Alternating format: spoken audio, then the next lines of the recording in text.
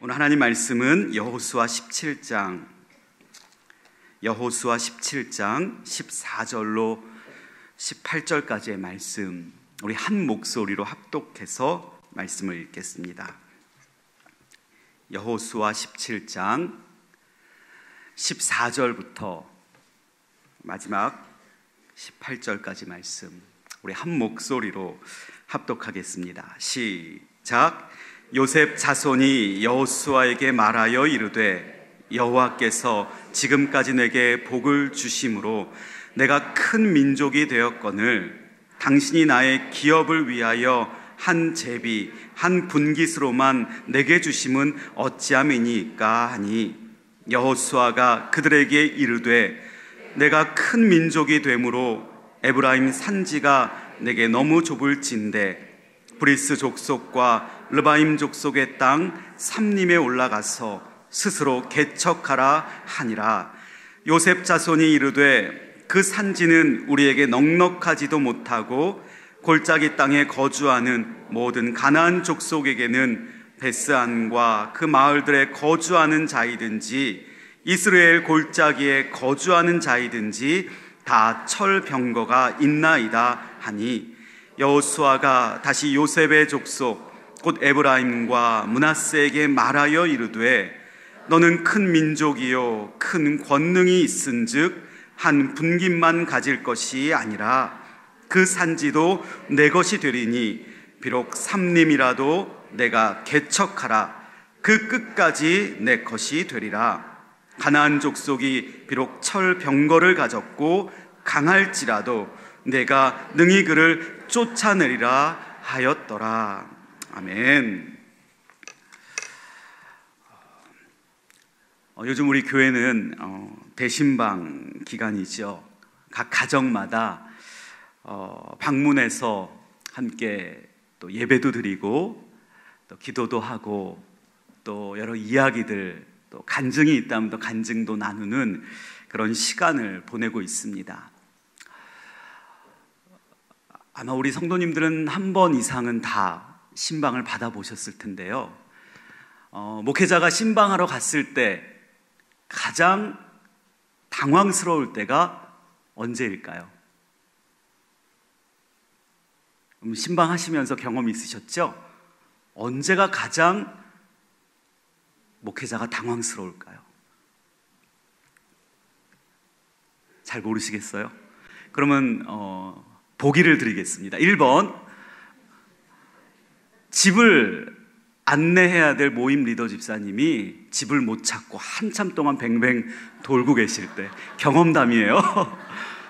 자, 1번이고요. 2번, 계속 말씀을 전하고 있고 기도하고 있는데 권사님이 옆에서 졸고 계실 때. 3번, 점심 먹은 것이 속이 안 좋으신지 옆에 계신 분들이 실수하실 때. 언제가 가장 당황스러울까요? 1번도 그렇고 2번도 그렇고 3번도 그렇고, 사실 당황스럽긴 하지만 사람이기에, 우리 인간이기에 다 실수할 수 있잖아요. 그렇죠? 그 정도는 다 우리가, 우리 목사님들도 다 눈 감고 지나가실 텐데요. 그것보다 더 저는 당황스러울 때가 있었어요. 언제였냐면, 제가 이제 그 신방 받으시는 집사님께 묻죠. 집사님, 올 한 해 어떤 기도 제목이 있으세요? 근데 그 집사님이 이렇게 말씀하시는 거예요. 목사님, 저는 올해 특별한 기도 제목이 없어요. 그래도 우리 남편 집사님 좀 어떠세요? 직장 다니시는 건 좀 어떠세요? 직장 너무 잘 다니고 있고요, 너무 건강하고요, 기도할 거 없어요. 아니, 우리 아들, 딸 어떻게 공부 잘하고 있나요? 우리 아들, 딸 공부 너무 잘해서 건강해서 기도할 제목이 없어요. 이렇게 말씀하실 때가 간혹 있다는 거죠. 특별한 기도 제목이 없다는 것, 여러분 축복일까요? 아닐까요? 축복일까요? 아니면 축복이 아닐까요? 축복이지요. 그렇죠? 직장 잘 다니고 있고, 남편 믿음 생활 잘하고 있고, 건강하고, 자녀들도 공부 열심히 하고 있고, 그렇죠? 건강하고, 가정에 어려움이 없고, 이런 가정을 보면 너무 감사하죠. 그래서 정말 이런 가정을 보고 특별한 기도 제목이 없다라고 말씀하실 때마다 사실은 많이 기도할 제목이 없잖아요. 그렇죠? 그래도 하나님 감사합니다라는 기도를 하고 그렇게 신방을 마칠 때가 참 많이 있습니다. 그런데 사실 제가 이 이야기를 읽고 나서 특별한 기도 제목이 없는 가정을 위해서 더 특별하게 기도해야겠구나라는 생각이 들었어요. 저의 지난 모습이 좀 감사의 기도만 드리고 마쳤던 그 신방의 내용들이 너무 후회가 됐던 이야기가 있습니다. 여러분, 사탄의 존재를 믿으십니까? 네, 사탄은 존재합니다. 말씀에 기록되어 있는 것처럼 존재하는 악한 영이 바로 사탄인데, 이 사탄이 하는 일이 있어요. 어떤 일을 하죠? 우리 믿는 사람들을 실족하게 하는 거죠. 넘어지게 하고 쓰러지게 하고 다시 일어서지 못하도록 믿음을 잃어버리게 하는 그 일을 하는 존재가 바로 악한 영 사탄이라는 겁니다.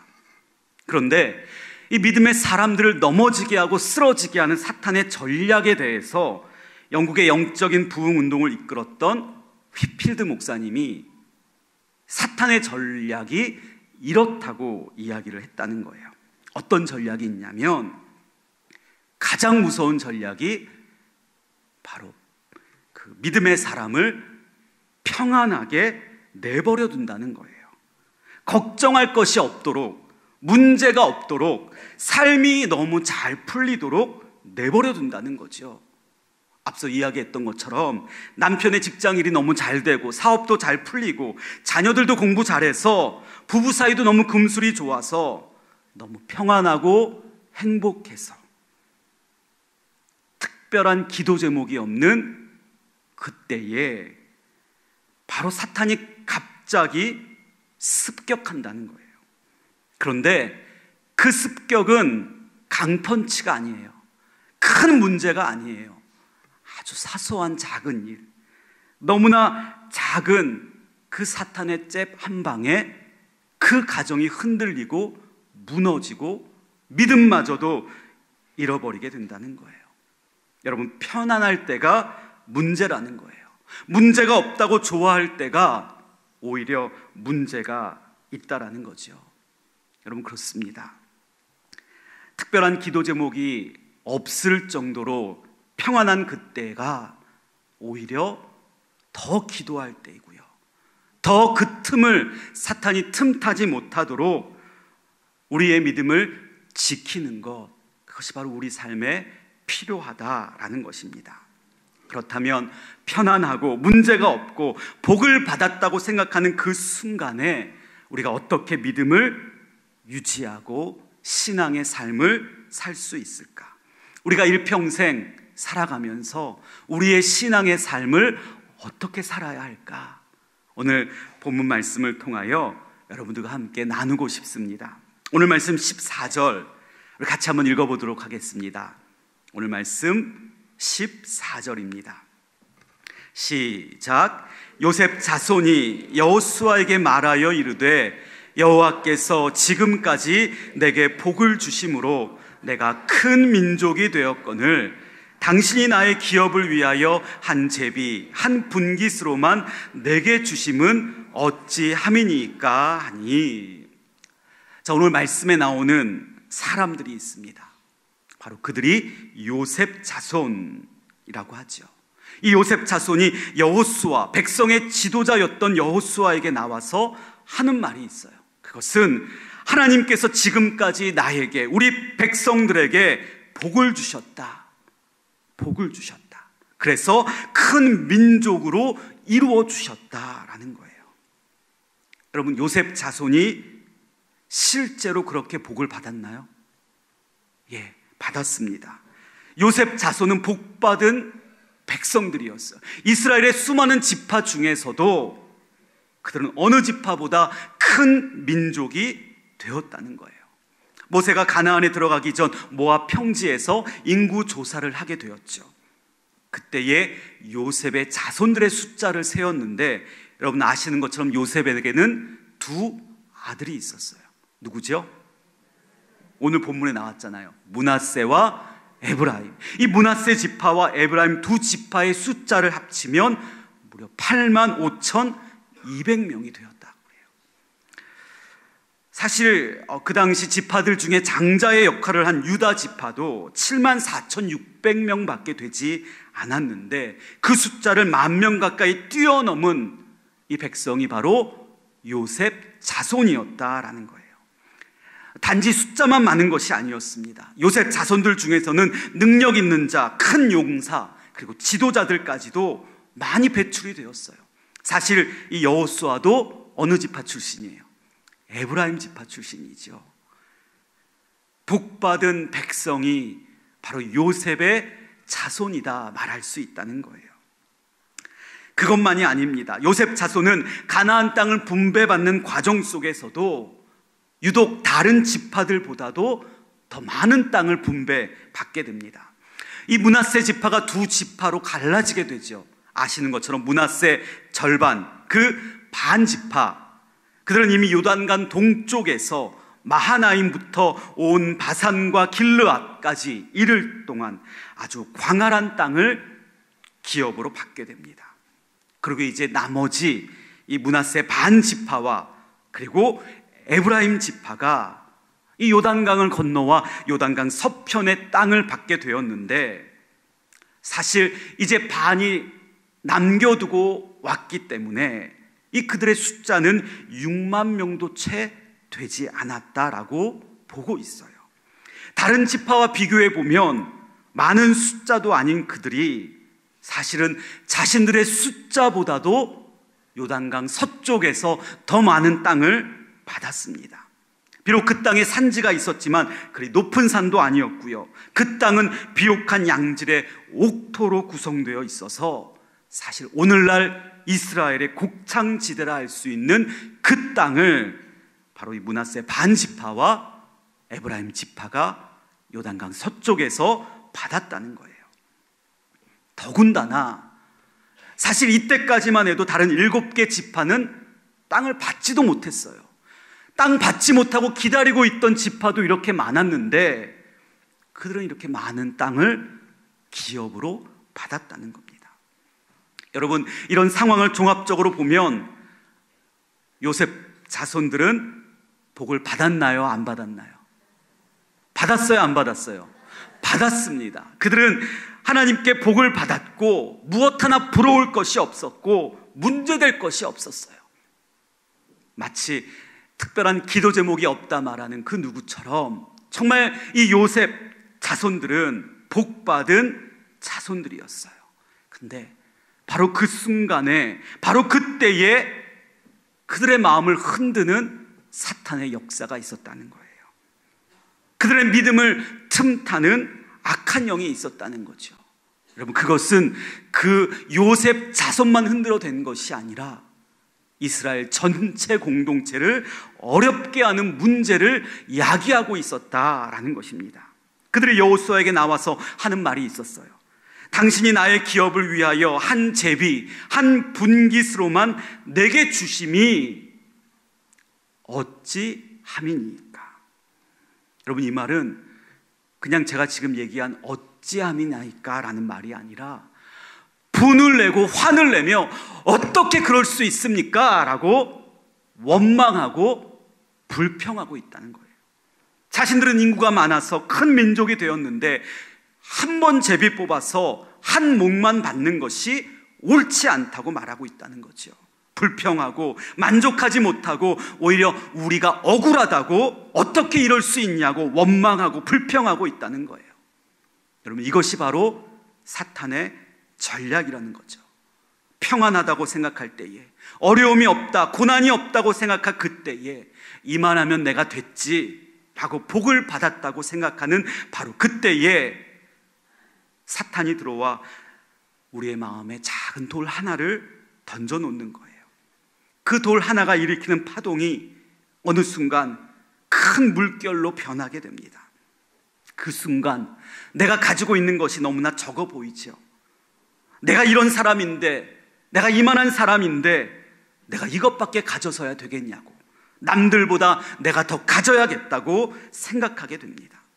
이렇게 된 것이 억울해서 문제를 제기하게 되고 따지게 되고 어떻게 이럴 수 있냐고 분노하게 되고 마침내 다투게 된다는 거예요. 여러분, 이것이 어찌 요셉 자손의 이야기겠습니까? 저와 여러분들의 모습일 수 있다는 거죠. 평안할 때에, 부족함이 없을 때에, 그리고 문제가 없을 때에 오히려 틈을 줄 수 있다는 거예요. 그로 인해 마음의 평안함이 사라지고 불평과 원망함이 가득하여 마침내 넘어지고 쓰러지게 된다는 거죠. 그래서 우리는 그런 실수를 하지 않기 위해 평안할 때에도, 만족할 때에도, 내가 하나님께 복을 받았지라고 생각하는 그때에도 바로 오늘 이 모습, 이 신앙의 모습이 있어야 한다는 거예요. 그것이 바로 오늘 말씀 15절에 기록되어 있습니다. 우리 15절 말씀 같이 한번 읽어보겠습니다. 15절입니다. 여호수아가 그들에게 이르되 내가 큰 민족이 되므로 에브라임 산지가 내게 너무 좁을진데 브리스 족속과 르바임 족속의 땅 삼림에 올라가서 스스로 개척하라. 그렇게 원망하고 불평하는 이 요셉 자손들에게 여호수아가 말합니다. 야, 너희들이 큰 민족이 아니냐? 에브라임 산지, 너희들이 거하는 그 산지가 너무 좁다면 이제 브리스 족속, 르바임 족속의 땅으로 올라가서 뭐 하라고요? 스스로 개척하라고 그렇게 말하고 있다는 거예요. 여러분, 바로 이 말에 정답이 있습니다. 우리 역시 평안하다 말할 때, 문제가 없다 말할 때, 아니 우리가 일평생 믿음의 삶을 살아갈 그때에 우리가 해야 할 신앙의 모습이 있다면 바로 오늘 이 말씀처럼 삼림에 올라가 스스로 개척할 수 있는 믿음이 있어야 한다는 거죠. 사실 평안할 때, 부족함이 없을 때, 만족할 때 여러분 굳이 삼림에 올라갈 필요가 없어요. 왜냐하면 지금 있는 곳이 너무 좋거든요. 그러나 믿음의 사람은 지금 있는 곳에 결코 만족해서는 안 됩니다. 지금 있는 곳에서 더 나아갈 수 있어야 한다는 거예요. 그 나아간 곳에서 스스로 개척할 수 있는 믿음의 모습이 있어야 한다는 것입니다. 여기서 개척한다는 말의 뜻이 있어요.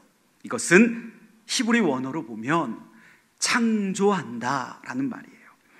사람이 쓸 수 없는 땅이었지만 그 땅에 가서 그 깊이 자란, 높이 자란 나무를 잘라내는 거예요. 잡목을 베어내고 돌을 골라내고 땅을 깨끗하게 만들어서 그 사람이 살 수 없는 땅을 사람이 살 수 있는 땅으로 만들어낸다, 창조한다, 그 의미를 담고 있다는 거예요.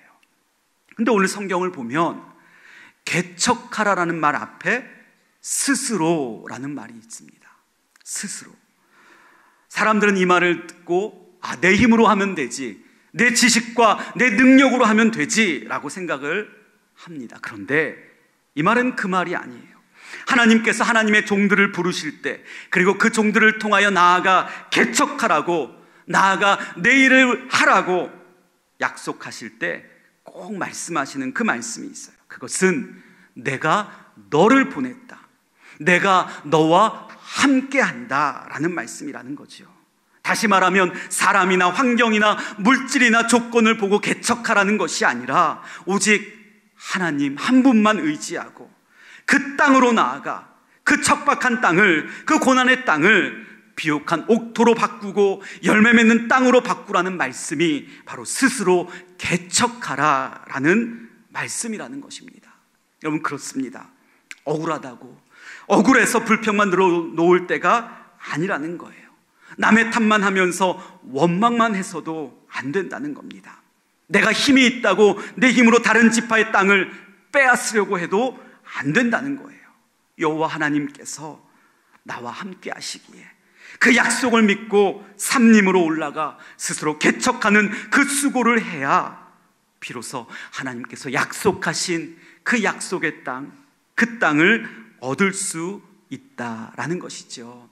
저는 우리 모두가 이런 믿음으로 살게 되기를 축복합니다. 우리의 삶 속에서, 우리의 가정에서, 우리의 기업과 일터에서, 또 우리 교회, 우리 믿음의 공동체 안에서 지금 있는 이곳이 좋다, 이 자리에만 만족하다고 이 자리에 주저앉지 않게 되기를 바랍니다. 하나님이 가라 하신다면, 주님께서 하라 하신다면 그 험한 산림으로 올라가 스스로 개척하여 우리 믿음의 삶의 자리가 더 넓게 확장되고 우리의 가정과 일터가 복음의 자리로 개척되는 그 놀라운 역사를 우리 모두가 이루어가게 되시기를 축복합니다. 이 산림으로 올라가 스스로 개척하라 라는 이 여호수아의 말에 요셉 자손들의 반응이 독특합니다. 우리 16절 말씀 같이 한번 읽어보겠습니다. 16절입니다. 요셉 자손이 이르되 그 산지는 우리에게 넉넉하지도 못하고 골짜기 땅에 거주하는 모든 가나안 족속에게는 벳산과 그 마을들에 거주하는 자이든지 이스라엘 골짜기에 거주하는 자이든지 다 철병거가 있나이다 하니, 이 말을 보면 개척하겠다는 거예요, 못하겠다는 거예요? 못하겠다는 거예요. 두 가지 이유를 이들이 들고 있어요. 첫 번째는 그 산지가 넉넉하지 못하다는 거예요. 이 말은 환경을 탓하고 있다는 거죠. 두 번째 이유는 그들에게 뭐가 있다는 겁니까? 철병거가 있다라는 거예요. 이 말은 우리에게는 철병거가 없다는 거죠. 조건을 탓하고 있다는 거예요. 다시 말하면 우리가 개척하라 하는 그 하나님의 말씀에 순종하지 못하고 그 말씀을 따르지 못하는 이유가 바로 환경과 조건 때문이라는 겁니다. 환경 때문에, 조건 때문에 순종하지 못하고 말씀대로 행하지 못한다는 거예요. 얼핏 보면 이들이 얘기하는 게 맞는 말 같아요. 타당해 보이는 것 같아요. 특히 이 가나안 족속들이 가지고 있었던 무기가 바로 철병거였습니다. 목재로 만든 전차 수레의 중요한 부분에 철을 덧입혀 씌운 것이기에 웬만해서는 깨어지지도 않아요. 부서지지 않는 튼튼한 수레였다는 거예요. 그 수레에 가나안 거민들, 그 용사들이 타고 있었고, 아직 이스라엘 백성들은 청동기 시대를 벗어나지 못했기에 그들과 맞서 싸운다는 것은 거의 불가능해 보였다는 거죠. 바로 조금 전까지만 해도 우리가 큰 민족이라고, 우리가 하나님께 복을 받은 민족이라고 떵떵거렸던 그들이 이제는 저들이 철병거가 있어서, 우리에게는 철병거가 없어서 개척할 수 없다고 말하고 있다는 거예요. 여러분, 이것이 우리의 모습이 아니겠습니까? 문제는 환경에 있는 것이 아니라는 거예요. 문제는 우리의 조건에 있는 것이 결코 아니라는 거예요. 문제는 바로 우리 믿음에 있다는 겁니다. 사실 믿음이 약하고 믿음이 견고하지 못하기에 우리의 입술에서 하나님이 주신 것에 대해 감사와 기쁨이 나오기보다는 불평과 원망이 터져 나오고, 이 산지가 좁아서, 이 철병거가 우리에게 없어서 환경을 탓하고 조건을 탓하게 된다라는 거예요. 그런데 이 철병거는 결코 무적이 아니었습니다. 이미 이스라엘 백성들은 이 철병거를 깨뜨렸던 적이 있었어요. 여호수아 11장 9절을 보면 이 이스라엘 백성들이 메론 물가에서 이 철병거를 가진 헷 족속과 전투를 하게 되죠. 그때 여호수아가 이렇게 말합니다. 그들의 말 뒷발에 힘줄을 끊었고 그들의 병거를 불로 태워버렸다. 여러분, 철병거라고 해서 모든 부위가 철로 된 것은 아니었죠. 나무로 된 부분이 있었는데 그 부분이 불에 타면 철병거도 꼼짝할 수 없다는 거예요. 그래서 이스라엘 백성들은 불을 들고 철병거로 나갈 수 있는 그 믿음이 필요했기에, 그 믿음이 있었기에 그들은 메론 물가의 전투에서 그 철병거를 불에 태워버렸고 전투에서 승리할 수 있었다라는 거예요. 근데 얼마 지나지 않아 그들은 그 모든 것을 잊어버리게 됩니다. 하나님께서 함께 하셔서 그 믿음을 가지고 승리했던 경험들을 다 잊어버리게 되었기에 개척하라는 여호수아의 권면에 그들은 우리에게 철병거가 없어서, 우리는 못하겠다고 핑계를 대며 또다시 불평하고 원망하고 있다는 거예요.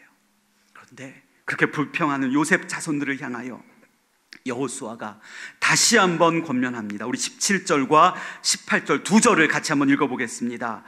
여호수아가 다시 요셉의 족속 곧 에브라임과 므낫세에게 말하여 이르되 너는 큰 민족이요 큰 권능이 있은즉 한 분깃만 가질 것이 아니라 그 산지도 내 것이 되리니 비록 삼림이라도 내가 개척하라 그 끝까지 내 것이 되리라. 가나안 족속이 비록 철병거를 가졌고 강할지라도 내가 능히 그를 쫓아내리라 하였더라. 아멘. 그래요. 너희들 큰 민족이다.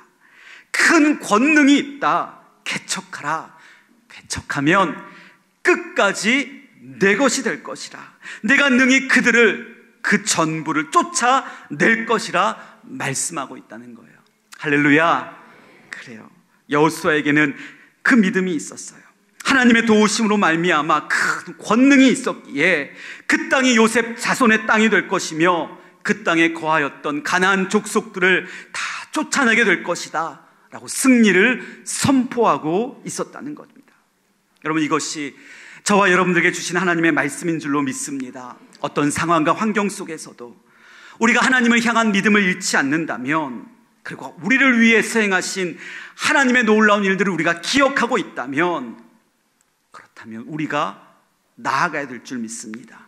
그리고 개척해서 정복하게 될 줄 믿습니다. 하나님의 도우심으로 인하여 우리가 들어가는 그 땅이 우리의 땅이 될 것이며 어떠한 대적들도 발을 붙이지 못하게 쫓아나게 될 줄 믿습니다. 요즘 우리나라에 떠오르는 테니스 스타가 있습니다. 누군지 아시죠? 그래요. 정희원이라는 선수인데 그 선수를 보면서 테니스 좋아하시는 분들이 참 많이 즐거워하고 있어요. 저는 기억에는 없지만 1960년대, 70년대에 테니스의 명성을 알렸던 유명한 사람이 있었다고 합니다. 그가 미국 선수였는데 아더 애쉬라는 미국 테니스 선수였습니다. 그는 많은 대회에서 우승을 했을 뿐만 아니라 왕성한 자선활동, 어려운 사람들을 도우면서 많은 대중들의 인기와 사랑을 받았다고 해요. 그런데 그는 가족에 유전병이 있었다고 해요. 그 심장병이 있었는데 그 심장병으로 수술을 받다가 그 당시에 그만 에이즈에 감염된 피를 수혈을 받게 되어서 심장병 수술은 잘 되었지만 그만 에이즈에 감염되고 말았다는 거예요. 결국 그 소식이 전 세계에 알려지게 되었고 그를 아끼고 그를 사랑했던 많은 팬들이 그에게 힘을 내라고 많은 위로의 편지, 격려의 편지를 보내게 됩니다. 그런데 그 편지 중에 한 편지의 내용이 바로 이런 내용이었어요. 당신이 믿는 하나님은 왜 이런 불행을 당신에게 주셨나요? 당신은 잘못한 게 아무것도 없는 사람이잖아요. 에이즈에 걸렸을 때에도 당신은 하나님이 원망스럽지 않았나요? 라는 내용의 편지였다는 거죠. 그러자 아더는 그 편지를 읽고 나서 기도를 한 후에 그 사람에게 이런 답장을 보냈다고 합니다.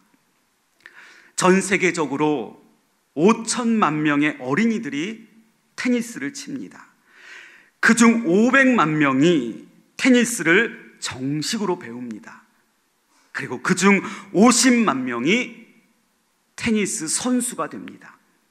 그리고 그중 5만 명이 리그전에 참여하게 되고, 그리고 그중 5천 명이 그랜드슬럼 대회에 참여할 자격을 얻게 됩니다. 그리고 그 중에 50명이 윈블던 대회에 참여할 자격을 얻습니다. 그리고 그 중에 4명이 준결승에 진출하고 그 중에 2명만이 결승전에 나갑니다.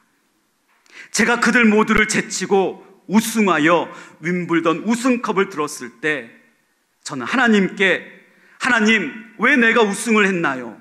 왜 하필 나인가요? 라고 묻지 않았습니다. 내가 지금 받고 있는 이 어려움에 대해서 내가 하나님께 따지고 싶다면 먼저 내가 받은 축복, 내가 승리했던 그 모든 축복에 대하여 하나님께 따졌어야 합니다 라는 편지를 보냈다는 거죠. 여러분, 그렇습니다. 그는 그런 믿음을 가졌기에 자신의 병 낫기를 기도하지 않았다고 해요. 그가 기도했던 내용은 오직 하나님의 뜻이 이루어지길 기도하다가 50세에 주님의 부르심을 받고 주님 품에 안기게 되었다는 겁니다. 여러분, 그렇습니다. 우리가 하나님께 받은 복이 얼마나 커요. 그렇죠? 하나님께 받은 축복, 그것을 감히 내가 따질 수 없는데, 지금 내가 당하고 있는 어려움, 내가 지금 당하고 있는 고난, 그 삶의 역경들이 있다 할지라도 어떻게 우리가 감히 하나님께 따질 수 있겠습니까? 오늘 말씀을 묵상하며 우리 자신을 되돌아볼 수 있는 저와 여러분들 되시기를 바랍니다. 요셉 자손이 먼저 하나님께 이런 고백을 드려요. 지금까지 내게 복을 주셨다. 이 고백이 우리의 고백이 될 줄 믿습니다. 불평과 원망으로 핑계를 대며 두려워 떠는 인생이 아니라 어떤 문제에도 흔들리지 않는 믿음, 우리 하나님께서 나와 함께 하시고 내가 오직 하나님만을 의지할 수 있는 그 믿음 붙들고 살아가는 저와 여러분들 되시기를 바랍니다. 주님 말씀하신다면 산림에 올라가 스스로 개척하라, 그리하면 그 땅이 내 것이 될 것이라, 그 말씀하신 하나님의 음성에 귀를 기울여 말씀대로 행할 때에 저는 저와 여러분들의 가정이 확장되고, 그리고 우리 교회가 변화되고, 그리고 우리의 삶이 놀랍게 넓어지는 그 놀라운 은혜가 반드시 임하게 될 줄 믿습니다.